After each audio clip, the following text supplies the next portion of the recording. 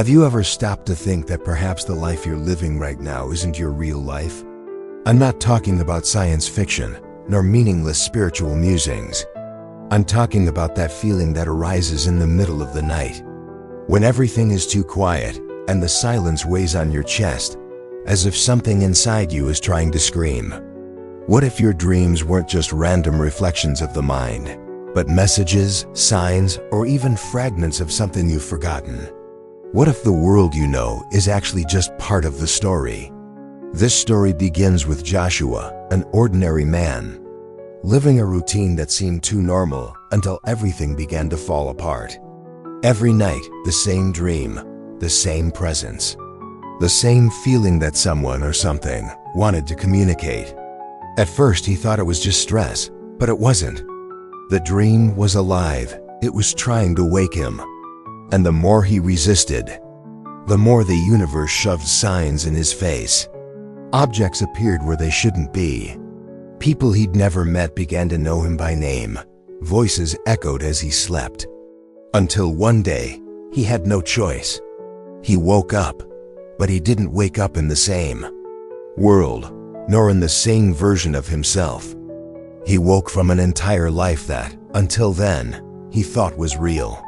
From that point on, Joshua's journey becomes a deep dive into consciousness, memory, spirituality, and human essence. And the most disturbing thing is that, in the end, the question that remains isn't about him, but about you. Are you also sleeping while you think you're awake? Is your reality truly yours? Or has the time come to listen to what your dreams are trying to tell you? It was always at the same time. Joshua, a young American writer leading a seemingly ordinary life in rural North Carolina, began to feel an inexplicable restlessness just before falling asleep. The night breeze seemed thicker, the silence more shrill. Lying in his bed, surrounded by the books that had always been his faithful companion, he struggled to understand why. For the past few weeks, falling asleep felt like plunging into an endless abyss. Every night, without exception, the same dream repeated itself with almost surgical precision. At first, he thought it was just fatigue, but that wasn't normal. He always woke up in the same spot in his vision, covered in sweat, his heart racing, and a pang of anguish stuck in his throat that not even the dawn light could dispel. The sensation was that something or someone was calling to him, but it called subtly, wordlessly, like a plea hidden between the lines of a forgotten language. It wasn't just fear, it was commotion. It was as if his soul had recognized a message his mind couldn't yet decipher, and it awakened in him not only a fear of the darkness, but also a spark of hope. What Joshua didn't yet know was that this kind of disturbance, however uncomfortable, carried within it the seed of a profound awakening. Instead of running away, he began to observe every detail, every symbol, every muffled sound in the dark corridors of his dreams. And this required more than courage. It required resilience, a kind of emotional intelligence that goes beyond logic and enters the realm of sensitivity. Each night, even though fearful, he lay down with the intention of understanding, of reconnecting. Perhaps it was his own mind trying to cry out for help. Perhaps it was something greater. But he began to treat the dream as a coded message from the unconscious.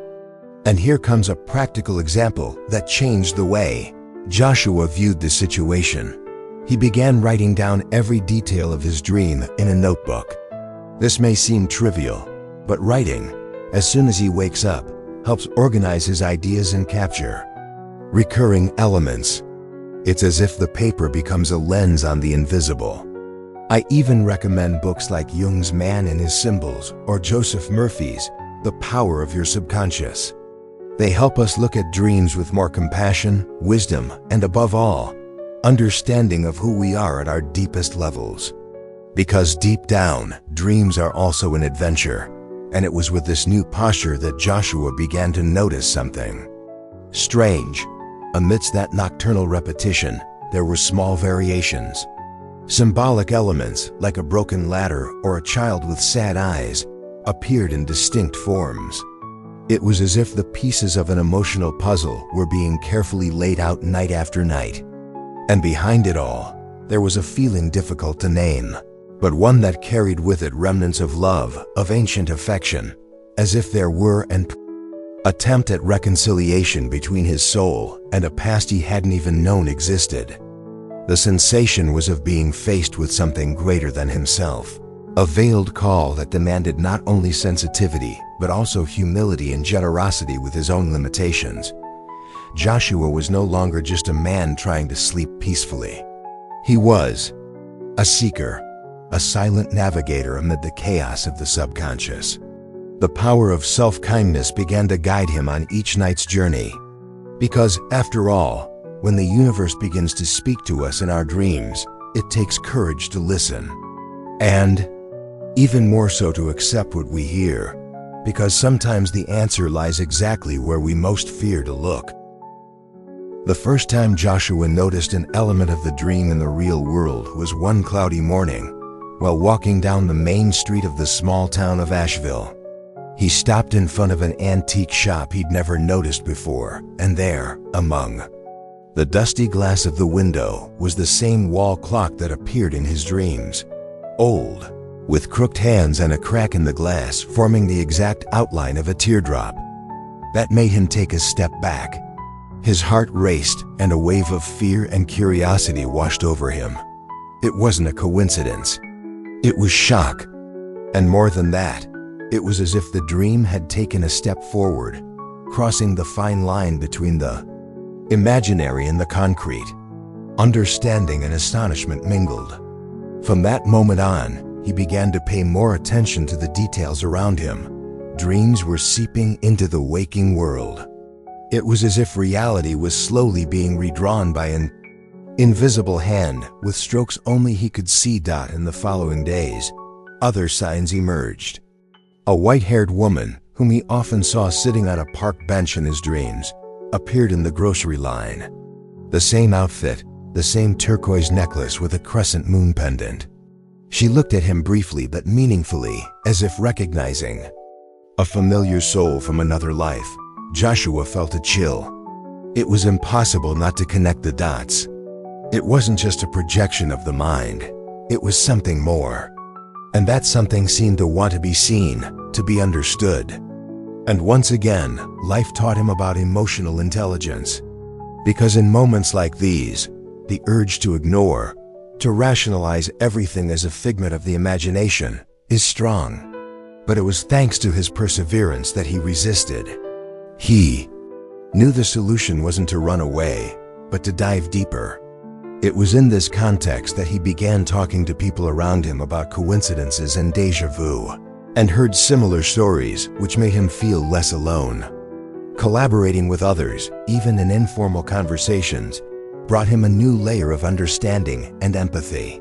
Because when the invisible begins to touch the visible, we need courage not to close our eyes. Joshua then began recording not only his dreams but also the signs of reality that seemed to align with them. He created a bulletin board in his office, pasting photos, newspaper clippings, notes, everything that evoked that familiar dream feeling. And the more he observed, the more elements appeared. A sign with a repeating word, a distant sound echoing. Out of nowhere, even a child with the same sad look as the boy who appeared in his night vision. It was as if every detail carried a deep emotional charge, a silent invitation to reconcile with something that eluded logical comprehension. Joshua began to understand that there was a call to altruism, to the power of kindness, as if someone or something was trying to protect him, to guide him. And in the midst of it all, he began to feel gratitude. Gratitude for being attentive, for not having ignored what many would call madness. He was, without realizing it, training his own sensitivity, cultivating the wisdom, humility, and intelligence of someone who knows that the universe communicates in unexpected ways. And it was in this state of openness that the voice began to emerge in his dreams, still distorted, but persistently closer. The nights took on an even more unsettling pattern. Joshua knew that when he closed his eyes, he would be about to rediscover that invisible presence that had been watching him from afar, but which now began to manifest itself with an almost human voice. At first, it was only a muffled whisper, like the sound of a poorly tuned radio in the depths of his consciousness. But each night, the repeated phrase became clearer, as if piercing veils of time and space to reach his mind. Remember what was lost. That was the phrase. At first, he didn't understand it. But there was an emotional weight there that was impossible to ignore. It was as if the phrase activated something dormant within him. Fear, insecurity, loneliness. Everything emerged together, like an emotional flood carrying traces of forgotten lives. Joshua felt that this phrase wasn't just a warning. It was a mission. And as confused as he was, he recognized the power of inspiration within. Because even without understanding, he sensed something great was coming, and that his role was to listen sincerely, with an open heart. It was at this point that he understood the importance of deep listening. Listening isn't just hearing, it's embracing. It's having compassion for that which cannot yet be explained. Joshua began practicing meditation before bed as a way to prepare his mind for this silent dialogue. He learned that by reducing the noise of his mind, he increased the clarity of the messages that came. One such night, the voice not only repeated the phrase but added a new fragment.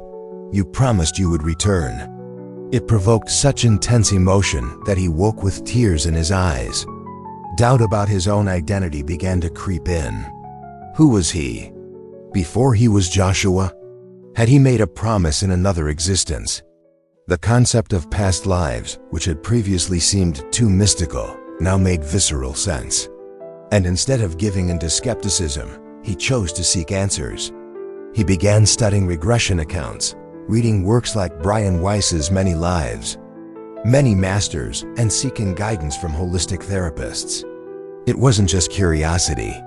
It was a genuine movement of reconciliation with something ancestral, a bridge of understanding between the present and a forgotten past. During one of the guided breathing sessions, Joshua felt as if he were being pulled into himself.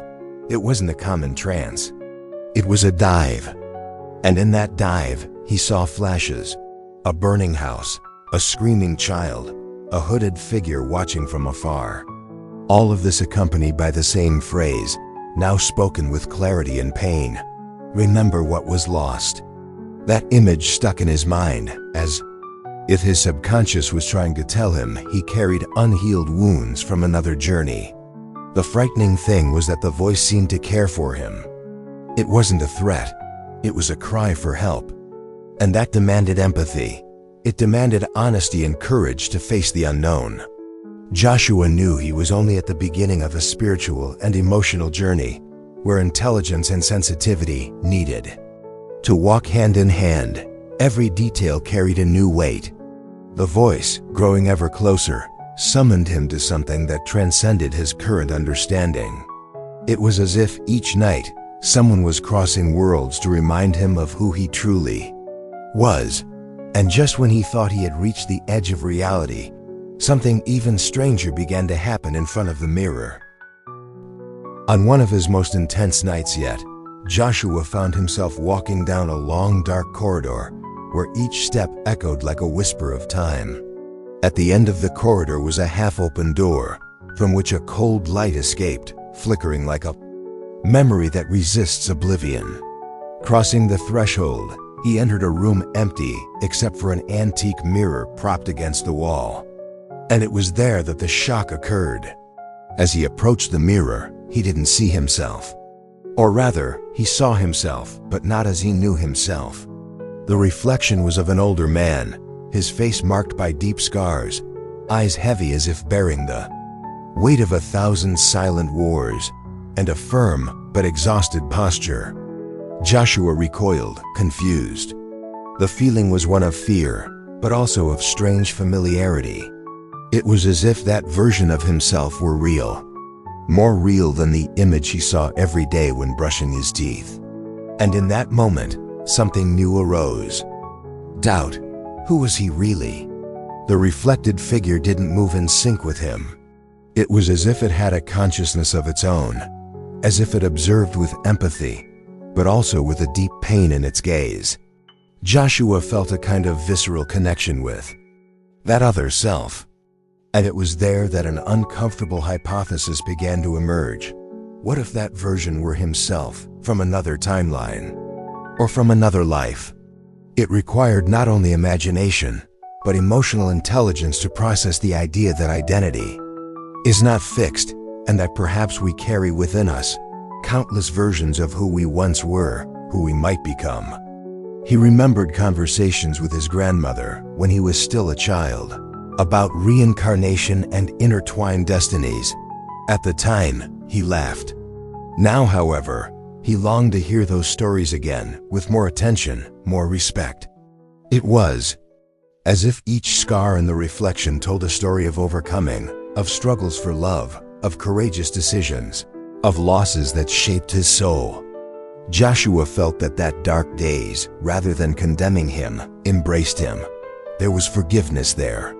There was understanding. There was wisdom from someone who knew that pain is also a path to healing. In the days that followed, the image of that reflection haunted him. In every mirror he encountered, in the bathroom of the cafe where he wrote, in the tinted glass of a stranger's car, even in the reflection in a shop window, he felt he was not alone. That dark version watched him, not with judgment, but with the affection of someone who wants to warn without intruding. It was at this point that Joshua decided to delve deeper into what mirrors symbolize in spiritual traditions. He read about the concept of the mirror of the soul in Zen Buddhism, about shadow archetypes in Jungian psychology, and about indigenous legends that say mirrors are portals between worlds. Everything pointed to the need for internal reconciliation. It was as if that reflection were saying, "Do not fear your pain, for it is in it that your strength lies." And this made him rethink his history, his childhood, his hurts, his silences. He understood that he needed to have more compassion for himself, more generosity toward his own mistakes, more courage to face his shadows. Because sometimes, what scares us most in the mirror is what we most need to integrate. And when we begin to accept what we see there, the reality around us also begins to distort in unexpected ways. When Joshua woke up that morning, he had a feeling he couldn't immediately describe. The room was the same, but something in the air seemed off. The birdsong sounded more metallic. The smell of coffee coming from the kitchen had a faint hint of rust, and objects seemed to be in the same place, but not exactly as before. It was as if the world had been rebuilt with pieces almost identical to the original, but slightly distorted. On his way to work, he passed the same street as always, but noticed that the corner diner, the one he'd frequented since adolescence, now had a different name, a different owner, a different smell. And no one around him seemed to notice. He began to wonder, was he still asleep? Had he woken up in a parallel world? This led him to a constant state of alert, where the line between dream and reality was so thin that everything seemed false. And in this landscape of confusion, the need for trust arose. Trust in his own perception, in his own intuition. Because when logic fails, it is the heart that must guide. The distortion wasn't just visual. People also began to act strangely. Longtime friends forgot important facts. Neighbors greeted him as if for the first time. And even his own mother called to ask what he was doing living so far away, as if he had moved. Joshua began documenting everything, noting times, behaviors, and even sounds that seemed out of place. He created a journal with tables, maps, and symbols. It was his way of organizing the chaos. Insecurity was strong, and fear loomed like a constant shadow. But he didn't give in. He chose perseverance. He chose the search. He remembered films like The Truman Show and Inception, and realized that perhaps, like those plots, his life was being driven by hidden forces. This required not only courage, but profound wisdom. And it was at that moment that he decided to seek out places and people who could offer a new perspective, a solution that wasn't rational, but symbolic. It was then that, during a solitary walk, he heard a familiar sound coming from an alley. It was the same music he heard in his dreams. Following the sound, he found a small record store, hidden among old buildings. Inside, the atmosphere was strange but welcoming. The owner, a gray-haired man with a penetrating gaze, greeted him kindly. "You're early this time," he said, as if he already knew him. Joshua froze. Everything about him screamed that this moment was no coincidence. The man seemed to know what he was feeling, as if he understood the confusion and exhaustion etched on his face. In a calm voice, he spoke of parallel realities, of dimensions of consciousness, of the mind's power to shape the world. And in the middle of the conversation, he let slip an enigmatic phrase: "Reality is only real until you wake up." It kept hammering at Joshua's mind. It was as if the universe was trying to teach him something about perception, about illusion, about creative responsibility. Because when you understand that reality can be shaped, you also understand that humility is required to avoid losing yourself in its power. And it was in this context of discovery and confusion that the figure he saw at the center of his dreams appeared for the first time in real life. That morning, the air seemed denser, as if time had slowed down only around Joshua. He walked distractedly, trying to decipher his last dream, when a man stopped right in front of him. It was as if he had appeared out of nowhere. He wore a long, dark coat, and his eyes held a calmness that clashed with the restlessness of the city. "You're listening now, aren't you?" he said, without introducing himself. Joshua shivered. The voice was identical to the one he heard in his dreams, only now it came from someone tangible, someone who breathed the same air. He tried to ask who it was, but the man only smiled, as if he already knew what was coming. "Not everything is imagination, Joshua. Not everything is a dream. There are memories trying to resurface." The sentence fell like a silent avalanche. How did this stranger know his name? How could he repeat words that only he had heard in altered states of consciousness? Fear, yes, but also a twinge of hope. Because for the first time, someone seemed to understand what he was experiencing. It was as if finally, loneliness was giving way to understanding. The man began to walk, and Joshua instinctively followed. Without knowing why, he felt the need to listen, that this presence held answers, or at least more pieces of the puzzle. As they walked through narrow streets, the stranger spoke with the ease of an ancient mentor, the kind who appears only when the disciple is ready. He spoke of cycles that repeat themselves, of promises made before birth, of the veil of illusion that covers human consciousness. Each word seemed to access a buried emotional memory. "You've met me before, in other versions of yourself," he said, looking into his eyes with a mixture of affection and compassion. Joshua felt a shiver run down his spine. It was as if this figure carried not only information, but also feelings.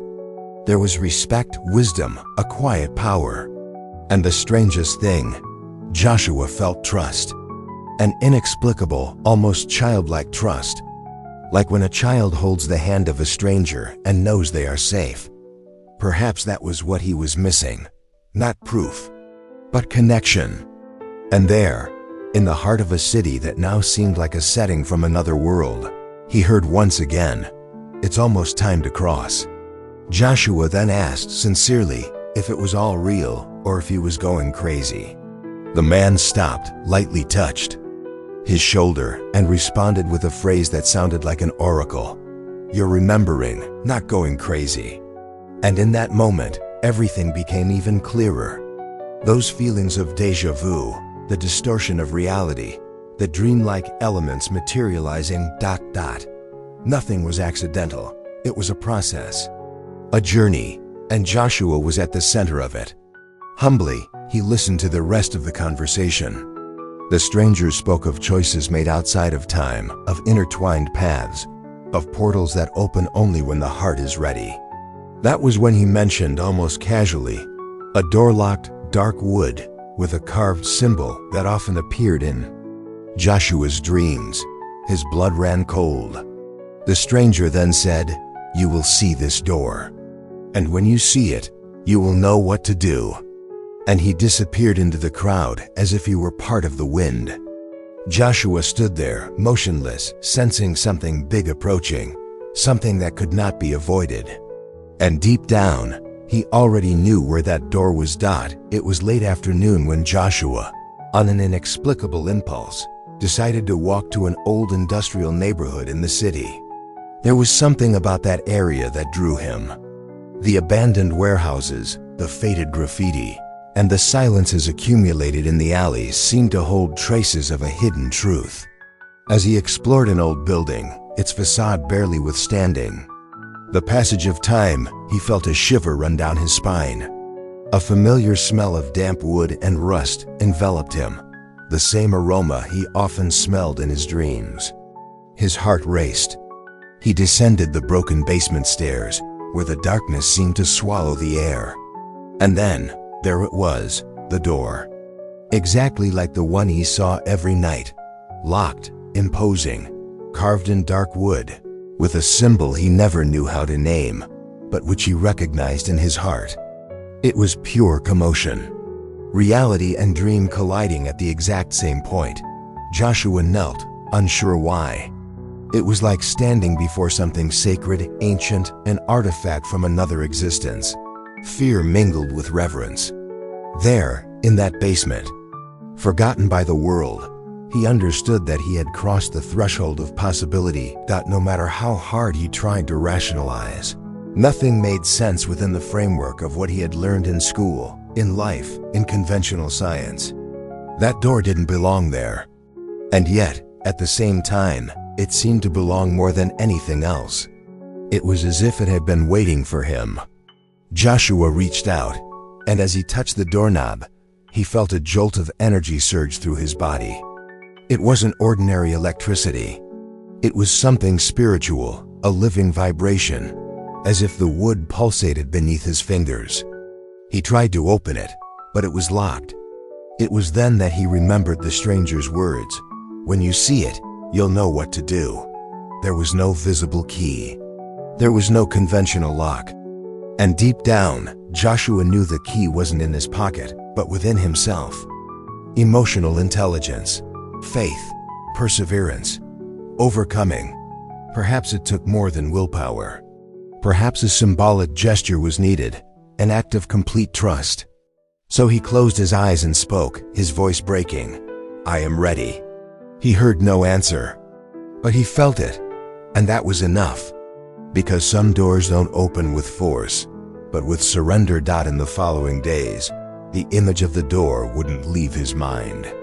He began to dream about it even more intensely, only now, in the dream, was slightly open, as if answering his call. It was the first time this had happened. The voice that had previously been distorted now whispered, closer, more intimate, "You know the way." Joshua began searching for the carved symbol, finding variations of it in books from ancient cultures, in Tibetan engravings, even in forgotten documents about lost civilizations. Everything pointed to the same meaning: passage, transition, awakening. And this awakening wasn't just mystical. It was deeply human. It was about courage. It was about altruism.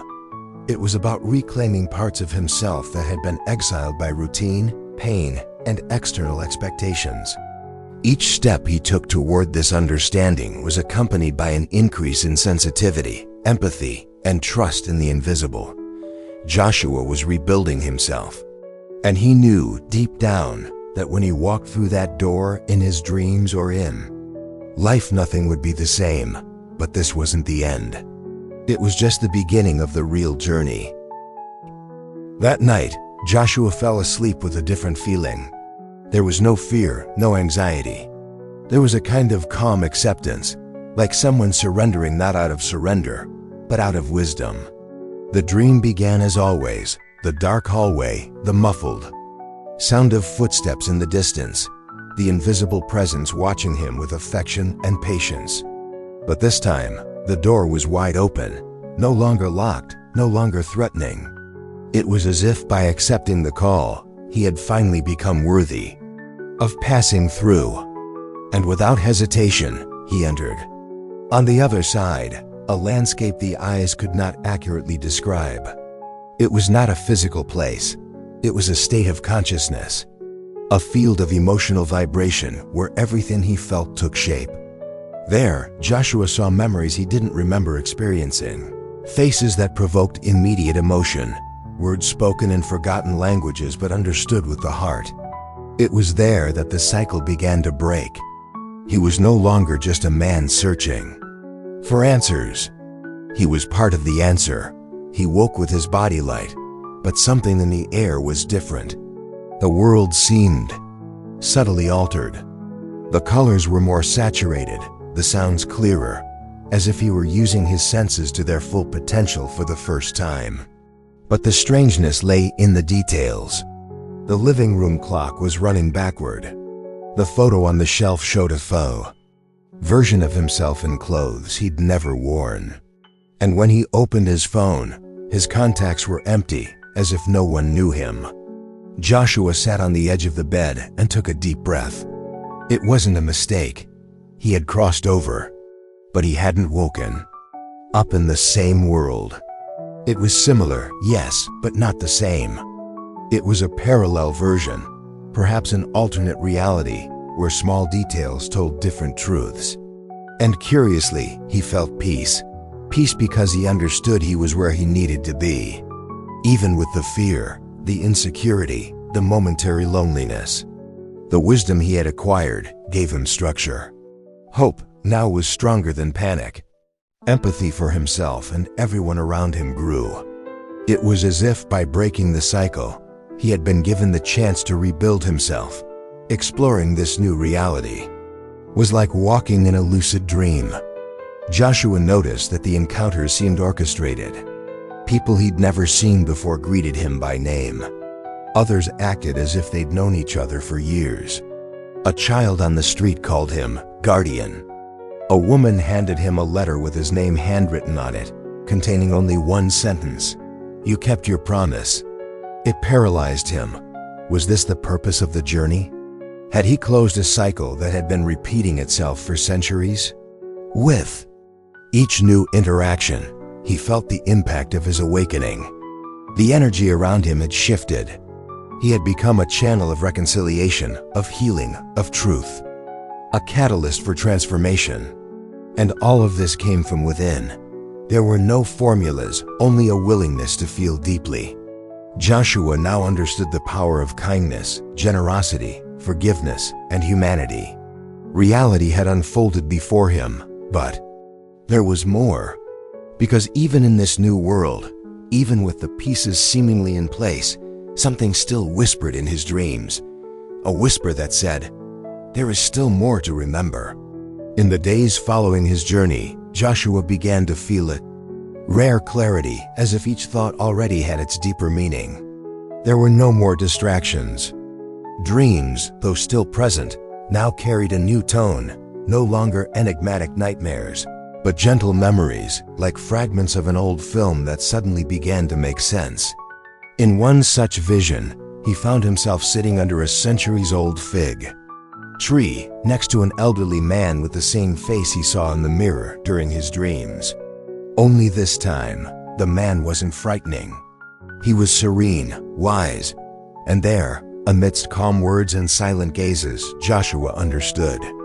These were all memories. Not daydreams, not fabrications, but recollections of a life that had existed before this one. A life in which he had made mistakes, abandoned responsibilities, hurt people he loved. Those dreams were attempts by the subconscious, or by something greater, to rescue forgotten parts of his soul. They were about reconciliation, about repairing what was broken, about fulfilling promises that spanned centuries. The realization dawned on him like a sacred revelation. Joshua wasn't just a man who dreamed. He was someone who had left something unfinished in a past life. And more than that, he had asked, even before he was born, for the chance to remember, the chance to make amends. This filled him with an emotion he had never experienced before. It was as if all the key words he had studied in books on spirituality came to life within him. Empathy, compassion, altruism, emotional intelligence, forgiveness, courage. Everything pulsed in every cell of his being. The true purpose of his dreams was to awaken him, not just to the past, but to what still needed to be done in the present. He now understood why so many people had crossed his path, why every detail of the dreams was so specific. They were milestones, signs, indicators of a greater mission. And this mission wasn't to save the world, but to heal himself. And in doing so, to become a beacon of light that inspires others to do the same. It was an adventure from the inside out. And like every profound journey, it required humility, patience, and love. This new awareness transformed him completely. Joshua began to act differently. He became kinder to strangers, more present with friends, more honest with himself. He began writing a book, narrating his experience not as a mystical tale, but as an emotional guide for those who feel lost. He traded solitary coffees for meaningful conversations. He created a study group on dreams and consciousness where people exchanged experiences with open hearts. And with each testimony he heard, he confirmed that the path wasn't just his, it was collective. Because everyone, on some level, is trying to remember who they truly are. He learned that wisdom isn't the accumulation of truths, but the ability to see others with empathy. That forgiveness isn't forgetting, but liberation. That hope is a daily construction, nourished by small but profound gestures. And so, recognizing the true purpose of his dreams, Joshua felt he had rediscovered his essence. But one question remained. Why, even after such clarity, when he closed his eyes, he still woke up inside another dream? That night, Joshua slept with his heart silent. There were no questions. There was no resistance. It was as if, for the first time, he fully accepted what he was, what he had been, and what he could become. The dream began without transitions.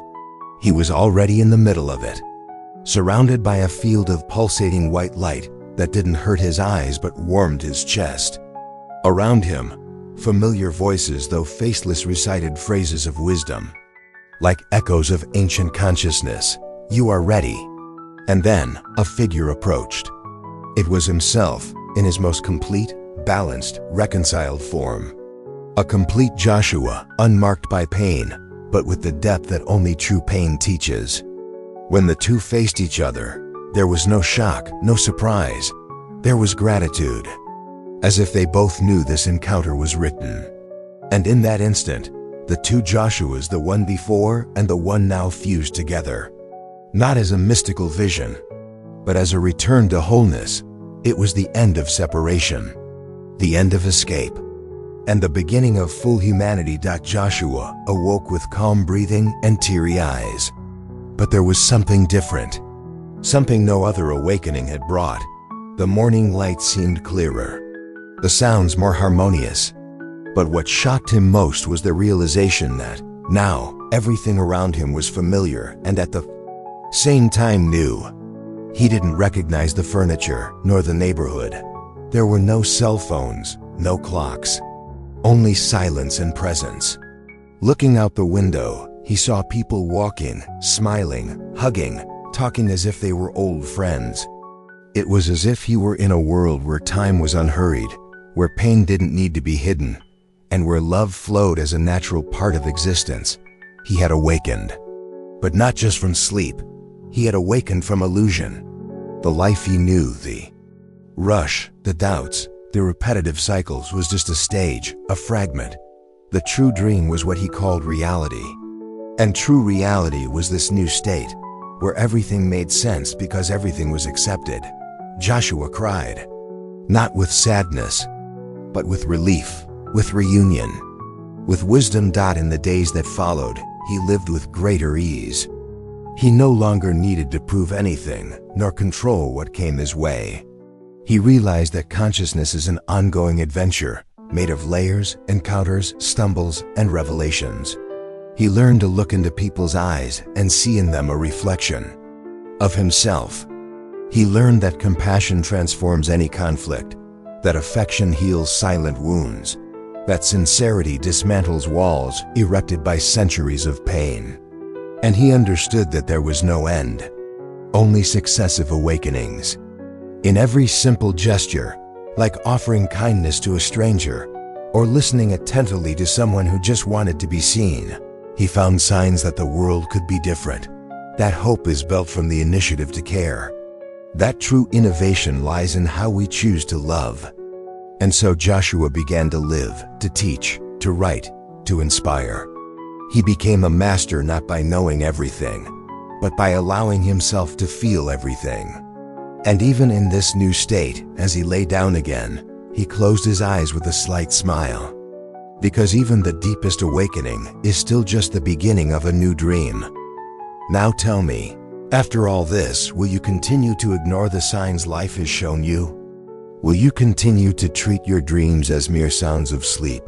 Or will you start to truly listen to what they want to tell you? What if everything you've experienced so far is just the surface, the beginning of a much greater adventure waiting to be awakened within you?